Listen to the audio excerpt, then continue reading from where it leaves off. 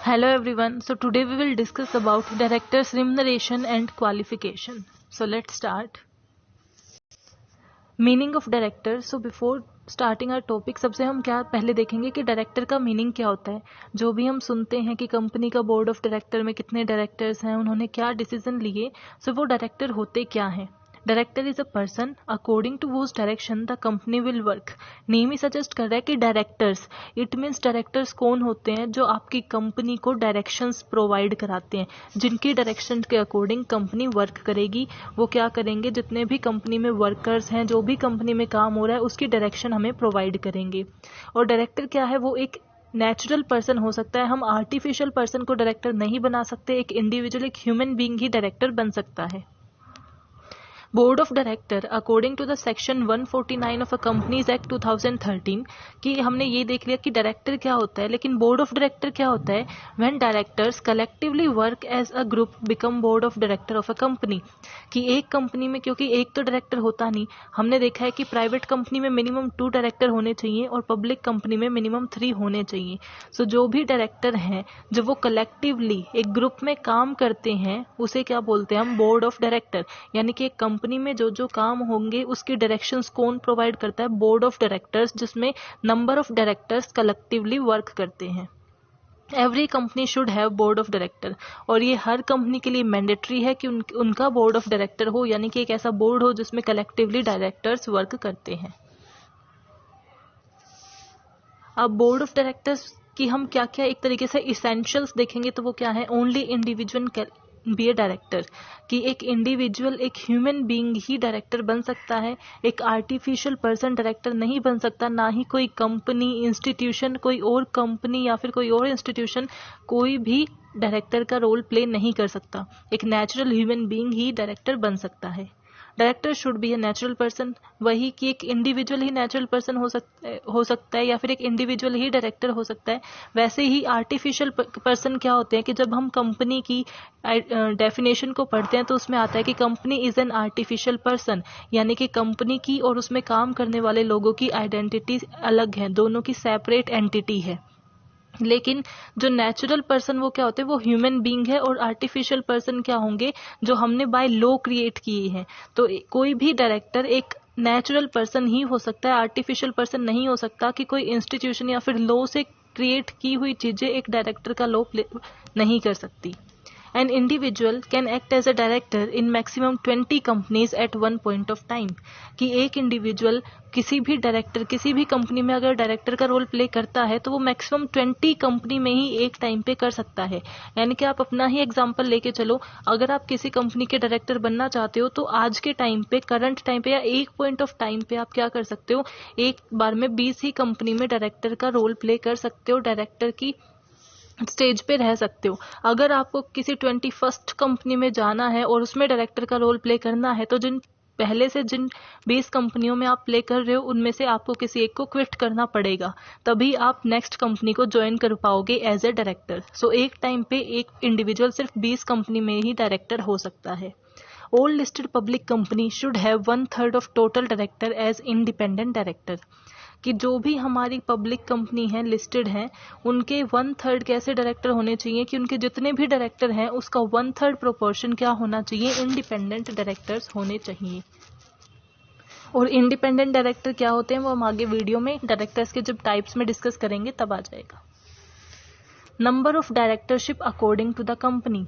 कि एक कंपनी में हमारे पास पब्लिक कंपनी भी हो सकती है और प्राइवेट कंपनी भी हो सकती है.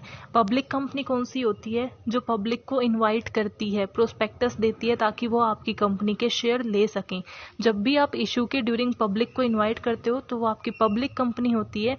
लेकिन जब आप पब्लिक को इनवाइट नहीं करते, आप प्राइवेटली ही अपना इशू क्रिएट करते हो, वो क्या है, आपकी private company.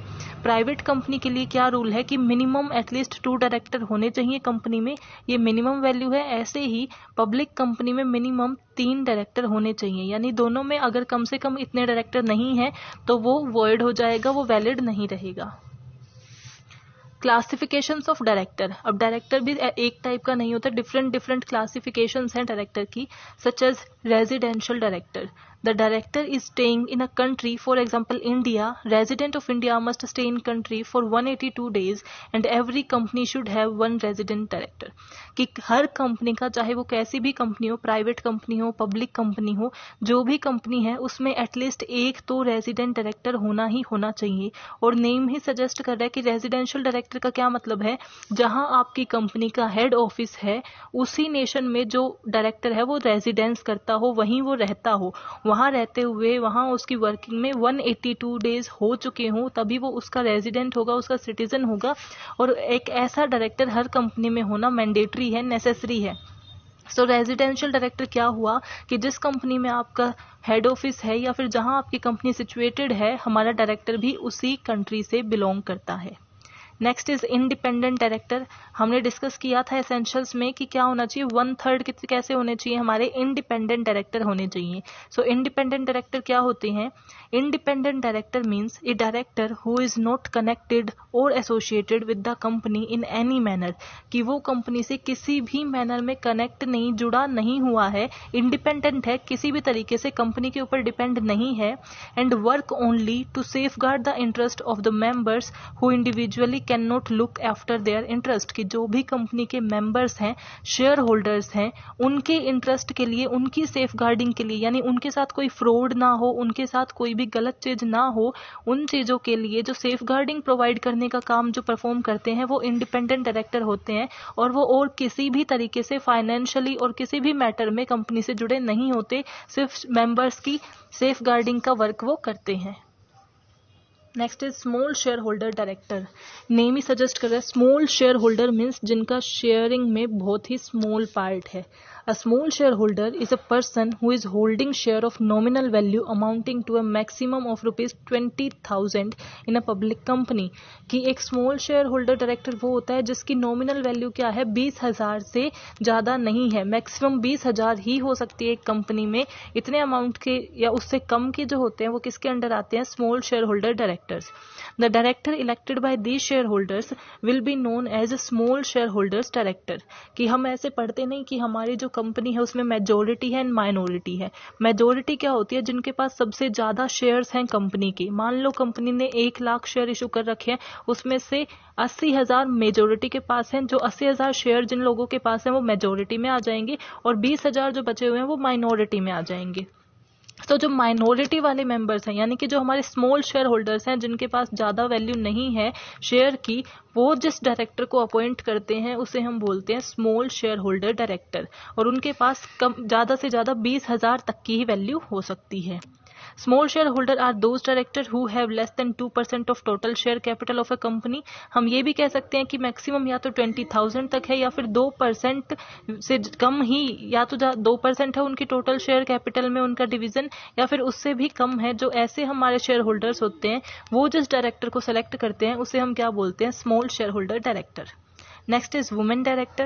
A company which have more than turnover of 300 crore must have at least one woman director according to the section 149 subsection 1 of Companies Act 2013.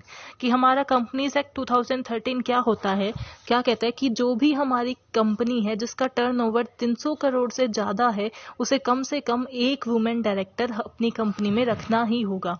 Women director, अब आज का जो टाइम है वो वुमेन एम्पावरमेंट का है, तो ज़्यादा से ज़्यादा अब ऑलवेज ज़्यादातर हर ही कंपनी में हमें ऑलमोस्ट वुमेन डायरेक्टर मिल जाते हैं, बट ये भी एक रूल है.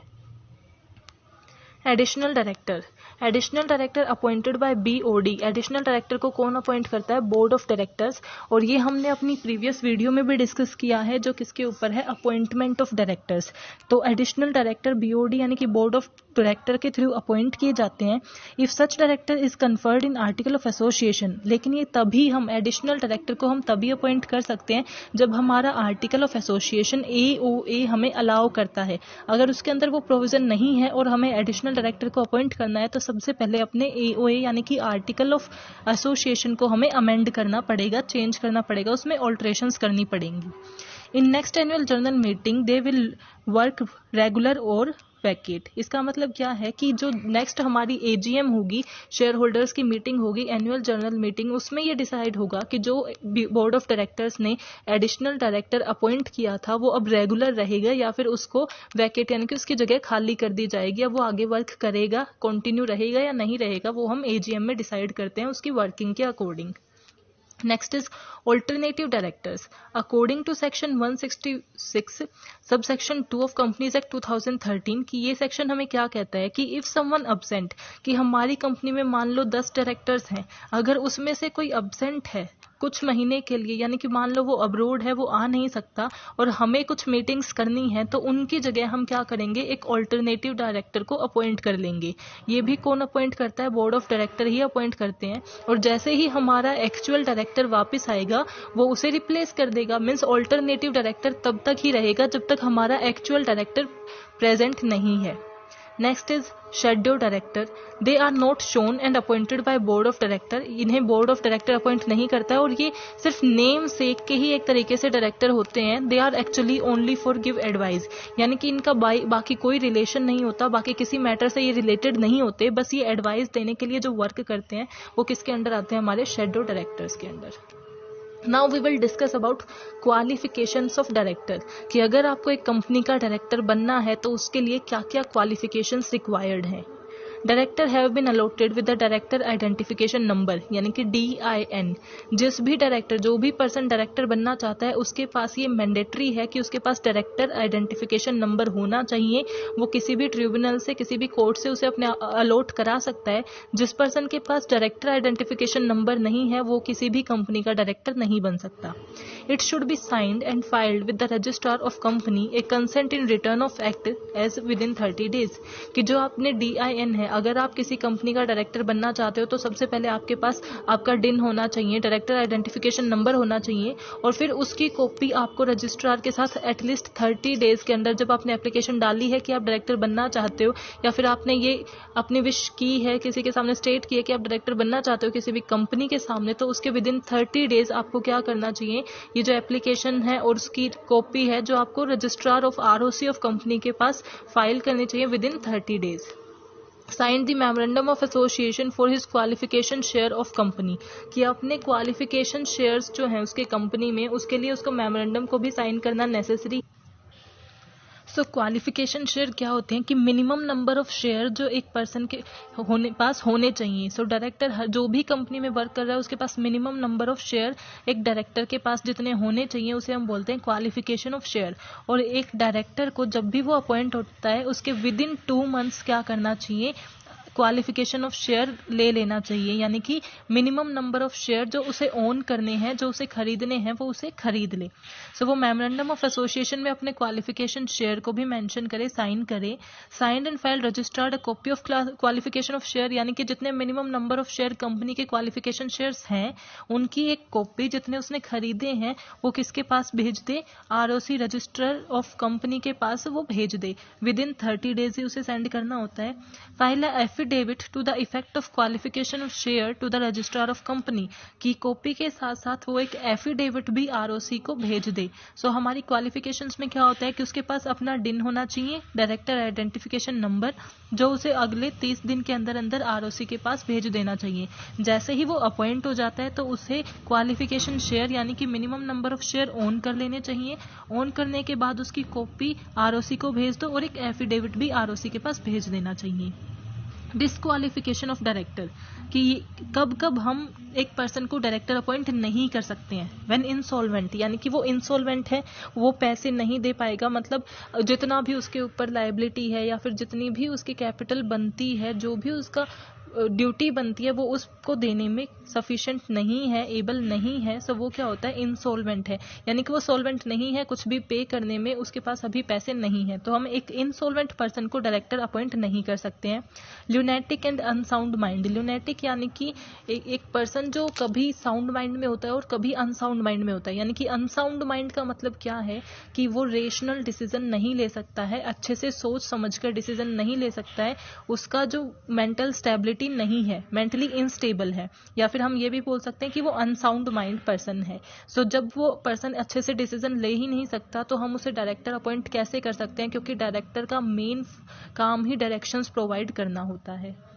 हैव सम फ्रॉड केसेस, कि उसके रिगार्डिंग कुछ केसेस हैं, कोर्ट के अंदर केसेस चल रहे हैं कि उसने कहीं फ्रॉड किया है, किसी और कंपनी में कोई फ्रॉड किया है, सो ऐसे पर्सन को हम डायरेक्टर अपॉइंट नहीं करते हैं। इम्प्रिजनमेंट इन पास्ट, कि पहले वो कभी जेल जा चुका है, इम्प्रिजनमेंट उसे हो चुकी है, उसने कोई ऐसा क्राइम किया है, सो ऐसे किसी भी क्रिमिनल्स को या फिर जिसको इम्प्रिजनमेंट हुई है उसे हम डायरेक्टर अपॉइंट नहीं करते हैं। नॉट पेड कॉल्स, की जो भी उसकी कॉल्स होती हैं, जैसे फर्स्ट कॉल है, सेकंड कॉल है, अलॉटमेंट है, एप्लीकेशन मनी, जिसने ये पे नहीं किया है, क्योंकि क्वालिफिकेशन शेयर में क्या मिनिमम उनका भी, अगर उसने अपने क्वालिफिकेशन शेयर को पे नहीं किया है, जितना पैसा उसे पे करना था, तो भी हम उसे डायरेक्टर अपॉइंट नहीं कर सकते, या फिर अगर हमने अपॉइंट कर लिया है तो हम उसे हटा देंगे। देन डिसक्वालीफाइड बाय कोर्ट, कि कुछ ऐसा हुआ है कि उस पर्सन को, उस इंडिविजुअल को कोर्ट ने ही डिसक्वालीफाई कर रखा है कि इसे कोई डायरेक्टर अपॉइंट नहीं कर सकता, तो ऑब्वियसली हम उसे डायरेक्टर अपॉइंट नहीं कर सकेंगे। एक्यूज फॉर क्राइम, किसी भी क्राइम के लिए उसके ऊपर केसेस हैं, लोगों के पास उसके रिगार्डिंग प्रूफ है, सो जब तक वो चीज़ प्रूव नहीं हो जाती कि वो क्राइम उसने नहीं किया है, तब तक हम उसे अपनी कंपनी का डायरेक्टर नहीं बना सकते हैं।